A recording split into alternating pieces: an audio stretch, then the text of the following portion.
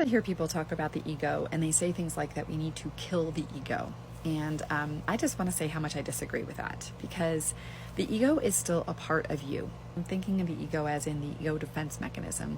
The ego defense mechanism, the ego system psychologically, is actually the part of you that has built a structure so that you can do things like get up every day and function and be able to protect yourself if you need to protect yourself and to survive. It is crazy to me that anyone would think that a good idea would be to kill the ego. The ego is necessary.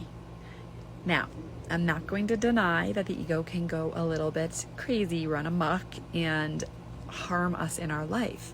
But if we try to just like suppress or cut off from or just reject the ego, what we are doing is we are actually doing the ego's work, which is the ego's work is all about separation and protection and denial. We are literally being a slave to the ego. What we need to do is rise above the ego and hold the ego as a child that is acting out in fear-based ways. So the way that we heal when it comes to our ego being too pronounced in our life is not about cutting off from or rejecting it. It's from embracing it. It's from asking the ego what it's doing. Why are you here? How do you believe you're helping me?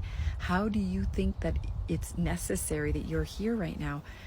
Thank you so much for being here and protecting me and always being an ally to me.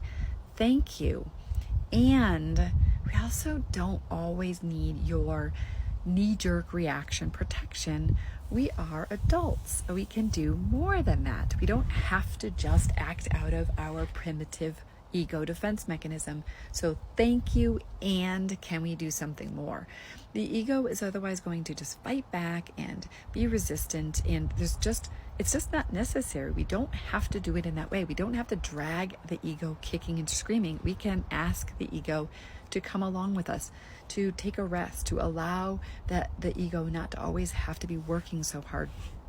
So I want you to just think about it from that point of view, that any attempt that you're trying to make to suppress or cut off from or reject any part of you, any part, will not be helpful in the long run. It will actually be destructive to you in the long run. We're longing for wholeness. We want to feel like we are one, not cutting off from and rejecting. No more self-rejection.